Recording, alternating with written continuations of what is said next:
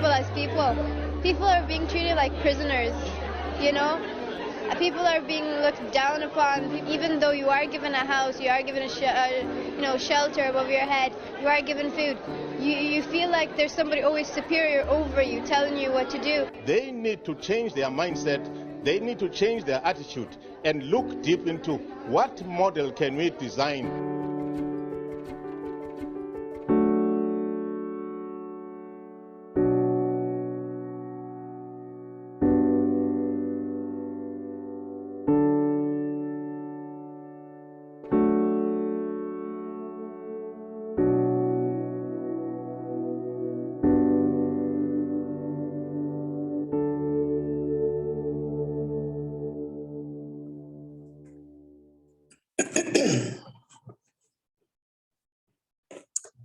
Good evening, everybody, and welcome to the Bar of Ireland Human Rights Award.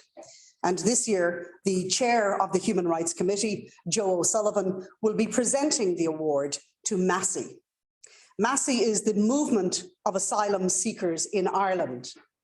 And asylum is the protection granted by a state to someone who has left their home country, where they cannot expect or have their home country provide them with appropriate human rights.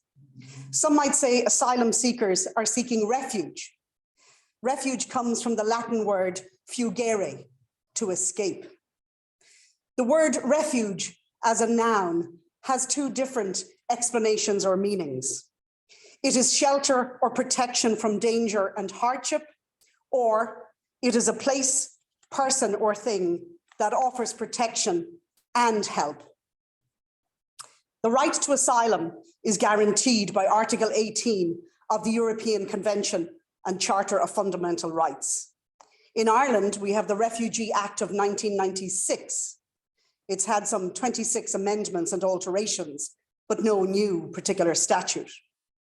In December of 2019, our Irish government introduced an amended protection programme to expand the numbers allowed under the annual resettlement programme, aiming to increase those numbers by 50, a busload of people. So in 2020, the aim was to have 650 people. 2021, 700 people. 2022, 750 people. You must measure that against the global crisis that we are all facing. Ireland has obligations to refugees under the Geneva Convention and under its protocol of 1967.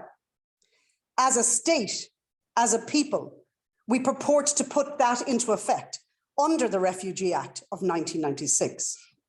We as a state, we as a people, have promised to deal with applications speedily, to provide social support to all asylum seekers. This is done through what our government describes as direct provision and dispersal arrangements. So asylum seekers do not receive full social service. Asylum seekers, for example, do not receive rent allowance. Asylum seekers, for example, do not receive child benefit. Direct provision is what awaits you if you have been lucky enough and fortunate enough to escape the tyranny or inhumane treatment in your own country, to arrive here to refuge that is described as direct provision, or humane provision of support and shelter. I doubt that. You receive a weekly payment of less than €40 per week to survive upon. You are provided with food that is chosen for you. Your life is literally dictated for you whilst you await the processing of your application. So having been stripped of human rights and dignity in your own country, whilst you are escaping, seeking refuge, you land on our shores to be faced with direct provision. We do some for asylum seekers, but I would ask you against that backdrop and considering what is going on throughout the world, is it enough? Is it sufficient? Is it what you would consider shelter? What you would consider support? What you would consider protection? if it was you in the shoes of that person? We have to look to the English Channel, some 800 kilometers away yesterday. 27 people drowned trying to seek refuge, shelter, safety. 17 men, 7 women, 3 children. Another humanitarian crisis in Europe, the Belarusian and Polish border. No one seems to care about the Geneva Convention on Human Rights or about the fact that an individual has the right to apply for asylum. People have been left starving and in freezing conditions on that border where they are being manipulated as political pawns. 13 people are dead over the last few days on that border, one of them a 1-year-old child. Against this backdrop of inhuman treatment across the planet, we have to ask ourselves, are we doing enough? In my opinion, we are not. In fact, users of the asylum system in this country, MASI, members of MASI, organized themselves in a way that assists other asylum seekers, has organized themselves in a way where they have brought legal challenges and judicial review against certain government orders, diktats, etc. This has resulted in some change, where asylum seekers are allowed to work whilst awaiting for their application to be processed. But they are still faced with this direct provision. So it's in consideration of and in recognition of that very serious and very forward-thinking work that has been undertaken by volunteers, a volunteer organization of persons who are asylum seekers in this country, who organized themselves to fight for international human rights and Irish human rights. It's against that backdrop that we are delighted this year that the recipients of the Bar of Ireland Human Rights Award, in recognition of the work that you have done, even though there is a lot more to do, that you are the recipients this year of our award. So thank you.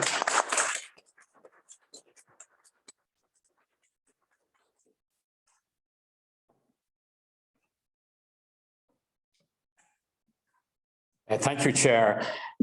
Good evening, ladies and gentlemen. I am Joseph O'Sullivan. I am Chair of the Human Rights Committee of the Bar Council of Ireland, and in conjunction with our Chair, I am delighted to welcome you to our ceremony to mark the award of our Human Rights Award to the Movement of Asylum Seekers in Ireland, MASI.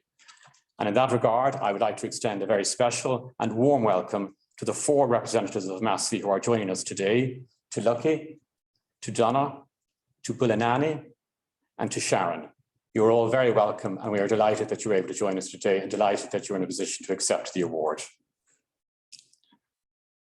As the representative body of an independent referral bar, the Council of the Bar of Ireland is committed to the promotion of human rights and to the vindication of those rights through the rule of law.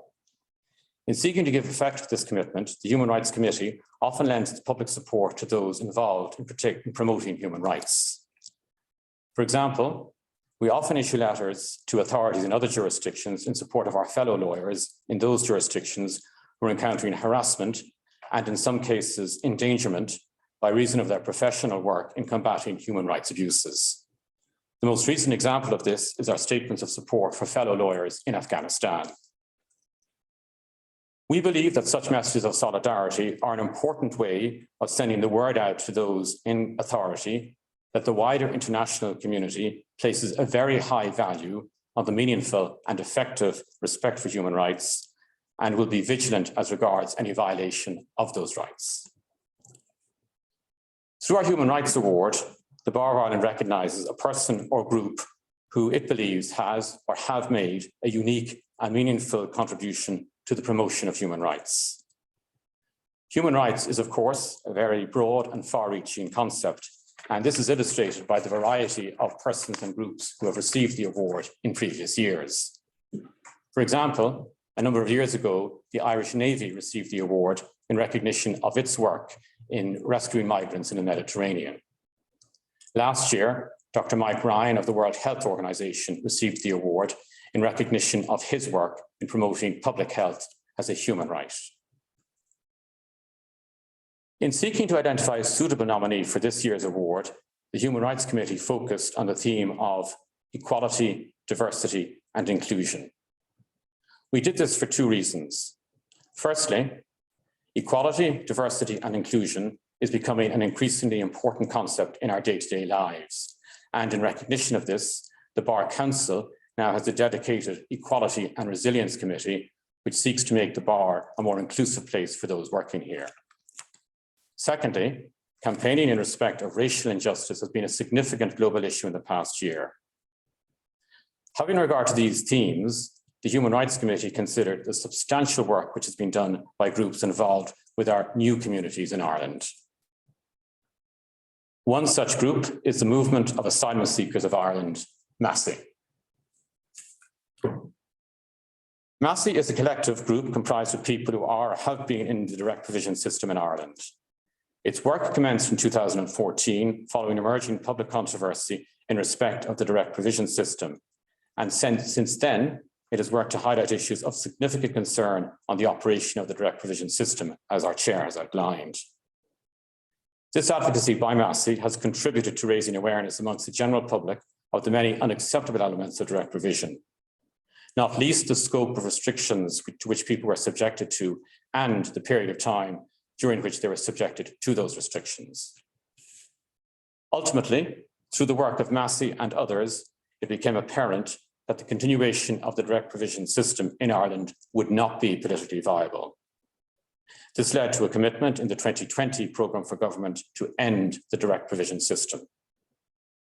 It's encouraging to see that this commitment has been followed through on by the publication of a white paper ending direct provision, which sets out a new plan for international protection, which is based on human rights and equality. It is also worth noting that in this white paper, Minister O'Gorman expressly acknowledges that the direct provision system has failed to respect the dignity and human rights of individuals involved in it. Allied to this, MASI has long advocated for a right to work for asylum seekers, and this right was recognised as being constitutionally protected in the Supreme Court's landmark decision in 2017 in NHV versus the Minister for Justice. It is therefore fair to say that there have been two important developments in human rights in this country to which MASI has contributed. Notwithstanding these developments and these contributions, MASI continues its work in advocating for the dignity of all refugees, asylum seekers and migrants, with a particular emphasis on the right to education and the right to work. It is often tempting to believe that human rights failings don't occur currently in our modern country, but belong to the distant past or to faraway countries. However, as the experience of direct provision has taught us, the fact is that such failings can and do occur in our own country and in our own time. MASI, through its advocacy, has been instrumental in bringing the uncomfortable truth about these human rights failings occurring in our own country to the attention of the public. This has helped raise awareness of the serious problems caused by direct provision and ultimately contributed to positive developments in the area and a great positive development in human rights generally. This contribution is all the more noteworthy given that MASI is a grassroots organisation made up of people advocating for themselves and for their own communities. Such an approach can achieve real results in the promotion and vindication of human rights. Having regard to this, and in recognition of this great contribution, we are delighted to nominate MASI as the recipient of this year's Bar of Ireland Human Rights Award, which is just beside me here. And I would now ask the four representatives of MASI to come up, and I will have the great honour and pleasure of awarding the award to them. So, that you like.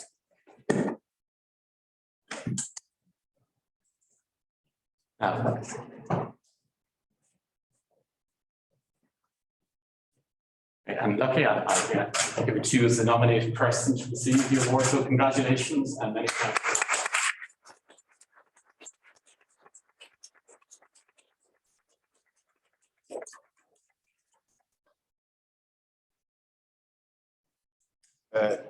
Thank you, Joe, and On behalf of MASI, we do accept this award, and we are grateful for the recognition, for the work that we have done for all these years. We'd like to thank the bar for thinking about us. Also to just place a challenge that we need the barristers as activists so that we can fight together to dismantle this gruesome system called direct provision. Our speaker, Bulelani, will be doing the speech. Okay. On behalf of MASI. Thank you very much. Thank you. Speak for MASI, and we can all, the rest of us can then return to our seats.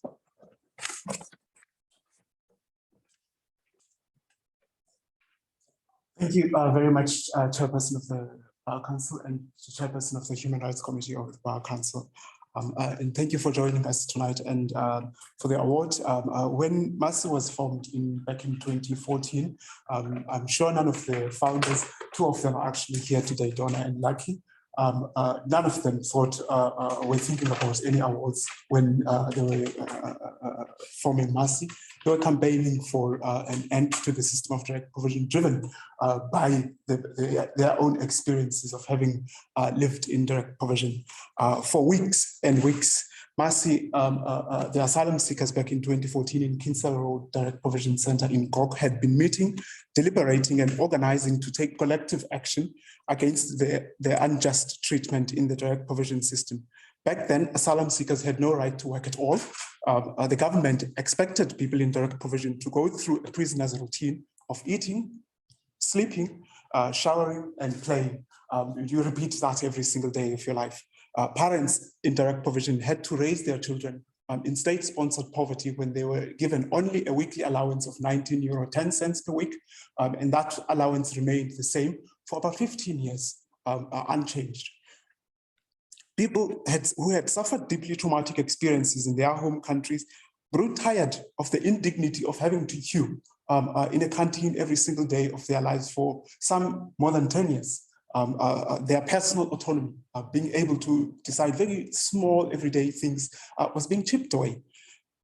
Grown-ups were required to register their presence daily and report their absences to private operators of direct provision centers. Security cameras are everywhere in direct provision, and staff were allowed to enter bedrooms unannounced, with no regard for the privacy and the dignity of the people who live in direct provision centers. Government defended these rules. Instead of defending and promoting the enjoyment of fundamental human rights, the government actually sanctioned abuse of vulnerable asylum seekers in the direct provision system. Even children in direct provision have likened the system of direct provision to prison because they feel confined. As soon as the bus takes them back from school, that's it, that's the end of the day for them. They have nothing else to do. And when a mother challenged the government on the abuse in direct provision in pre-litigation letters back in 2011, the Irish government told her that she was always free to leave if she found the conditions in direct provision so intolerable. This was leading to the case of CA versus the Minister for Justice and Equality when the system of direct provision was challenged under Article 3 of the EU Convention, but also Article 8 of the EU Convention. The court now ruled that there was no breach of Article 3, but it did find that the operation of direct provision centre breached Article 8, and there was no apology or reparations from the Irish government towards asylum seekers, thousands of asylum seekers who had been stripped of their right to private family life in the direct provision system. People were tired of being ignored. More than half of people in direct provision back then had spent about 5 years, more than 5 years, when asylum seekers started protesting in 2014. What is more frustrating is that government created a situation now where a person who arrived here 6 months ago is allowed to work. But a person who has been in direct provision for 5 years, going through the appeals, a long and protracted appeals process and judicial review process, is not allowed to work. They are both asylum seekers, they're still staying in direct provision, primarily because they're excluded in terms of the operation of the right to work in compliance to the Supreme Court judgment. Society would benefit immensely if asylum seekers all asylum seekers in direct provision were allowed to work. MASI exists today because of the horrendous experiences of life in direct provision that propelled asylum seekers to take collective action. And it is a great honor for us to accept the award today in recognition of that. Our past experiences of being subjected to the whims of civil servants and operators of direct provision centers with no legal recourse tells us that we need legislation to provide for the protection of rights of people in direct provision. What is proposed now in the white paper, unfortunately, does not give us that protection. If you, for instance, and your landlord, you are renting and you have a landlord and your landlord wants to evict you, you have the Residential Tenancies Board that governs how that should unfold. Think of it what you like, but it is there to protect the tenant and the landlord.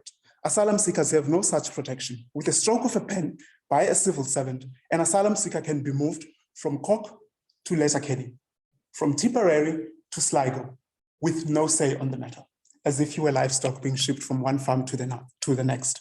The government's plans on in the white paper do not address that at all. They envisage a continuation of that system.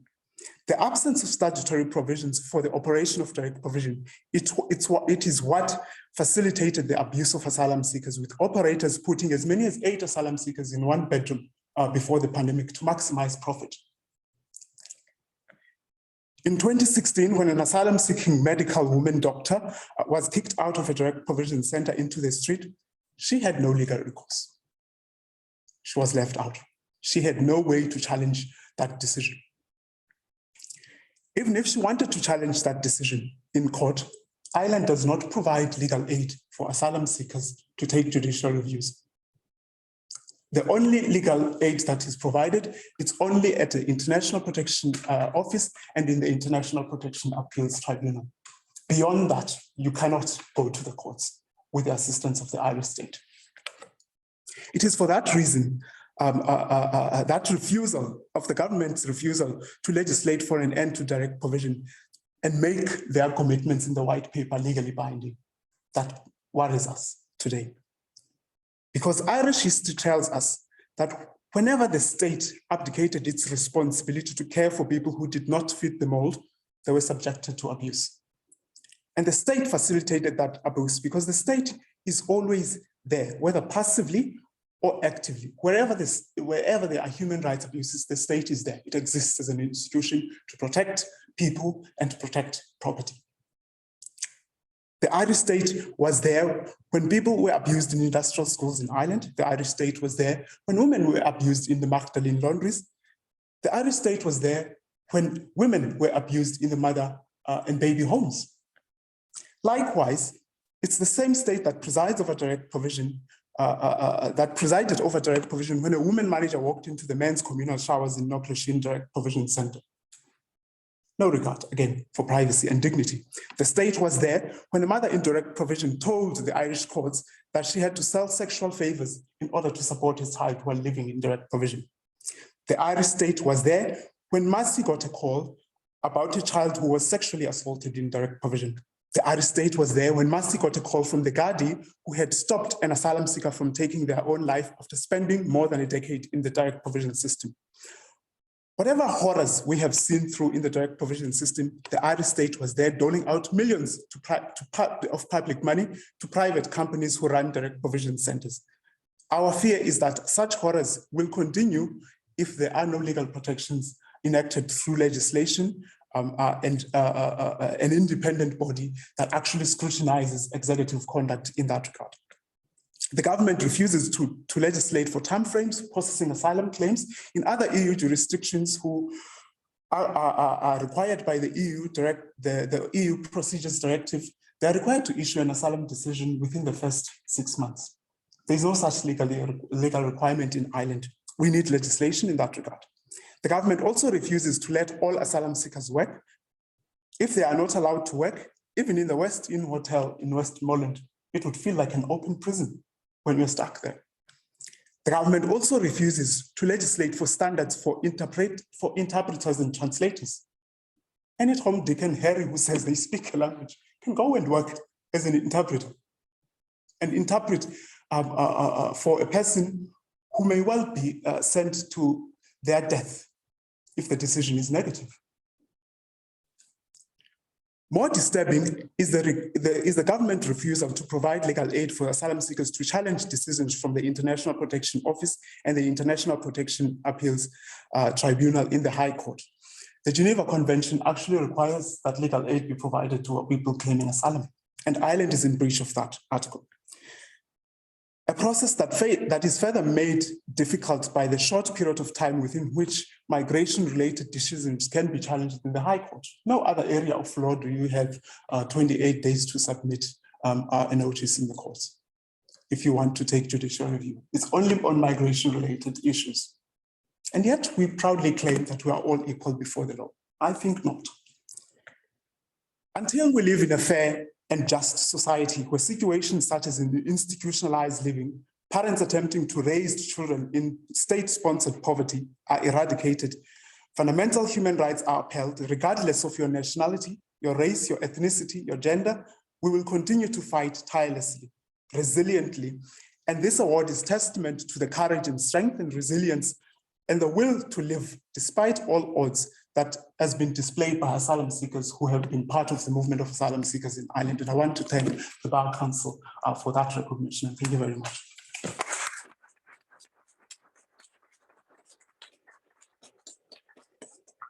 Hi, thank you very much. And just for the people, for ourselves, or the people speaking, I'd just like to ask you a few questions about MASI's current work and what you're doing and the state of direct provision generally in Ireland. Can you say at the moment how many people are in direct provision? Do you have any idea how many are in direct provision? There are roughly 8,000 asylum seekers in the direct provision system. When we say in the direct provision system, we include people who are in the emergency direct provision centers. Those would be commercial hotels, because when direct provision centers were at full capacity, the state was caught out. They had no other way except to rent hotels, commercial hotels, and they actually cost more than the ordinary direct provision centers because they charge commercial rates. And there would be about 2,000 children as well. 2,000 children, that's a lot. And just with children, I know that MASI has been very vocal in the whole area of right to education, and clearly third level is an important aspect of education.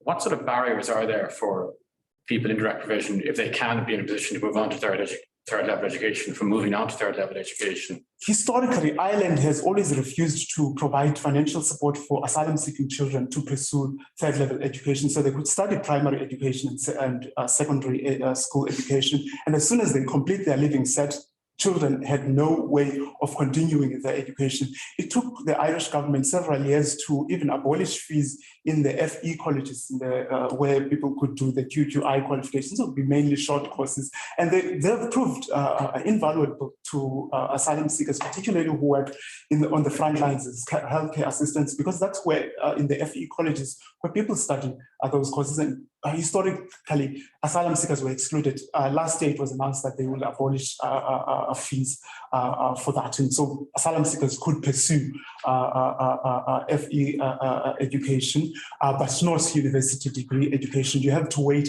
for about 3 years before you can pursue third level education. So if you want to enroll for a bachelor's degree, you would have to wait for about 3 years in the asylum system. And that's sad for children who go through a living set, because they will inevitably have to sit and wait and watch their Irish friends go to school.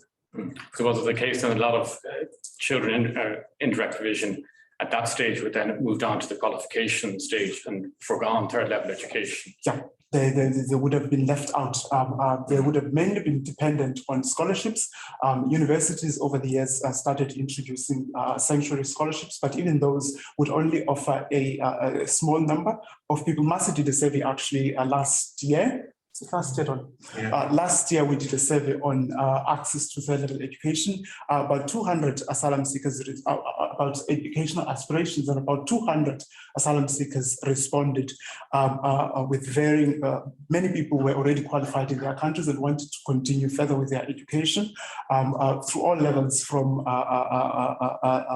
level 5 up to PhD. We had 7 asylum seekers who wanted to pursue PhD studies in Ireland because they had completed masters in their countries, and they couldn't because of the financial barriers that are imposed. The last question in terms of your work in for the next year or so, you've spoken about the white paper and the changes you'd like to see in that. What are your priorities for the coming year? What are MASI's priorities for the coming year? Certainly, ensuring that the government keeps its commitment to end the system of direct provision. We would love to wake up one day in Ireland to see that all the direct provision sectors are closed and asylum seekers are integrated into Irish society. But also we want to see all asylum seekers who are in direct provision, who wish to pursue education, being given that opportunity and support to be able to do that, because it makes no sense to keep a person in direct provision being idle when they could be contributing to Irish and are actually willing and able to contribute to Irish society. And so access to education remains the focus. Last year, we provided financial support to about only 26 asylum seekers, but it proved invaluable to them. And we provided over 200 laptops, new laptops for asylum seekers to continue with their education. If you add the laptops that were provided with our allies, such as the Amnesty International, the Bohemian football clubs, and ordinary Irish people, that takes it up to over 300 new laptops that were provided. Because when everybody went into lockdown and people were told to study online, asylum seekers who were studying in direct provision were left out. They were not provided with any support. And so we were able to mobilize the resources to ensure that people pursue that education. And that will remain a focus. Access to education will remain a focus area, but also the right to work, because there are still people in direct provision who aren't allowed to work. There was a recommendation from the Catherine Day Advisory Group that all asylum seekers who have been in this state for a period of at least 3 months should be given access to the labour market, and that's still not being implemented. And so we will continue advocating for those particular issues. But also there was a recommendation again that people should be given status. People who have been in direct provision for actually before the pandemic should be given status to stay in the country. And that recommendation has, the Department of Justice hasn't spoken out and said they will implement that recommendation, and we will be pushing for that. Okay, well, that's all very interesting, and thank you very much for providing us with that information. All remains for me to do is, and on behalf of, I'm sure, everybody watching and on the Bar Council generally, is to congratulate you on your work and to wish you all the best in your reigns for the next year. And thank you very much, and congratulations again. Thank you.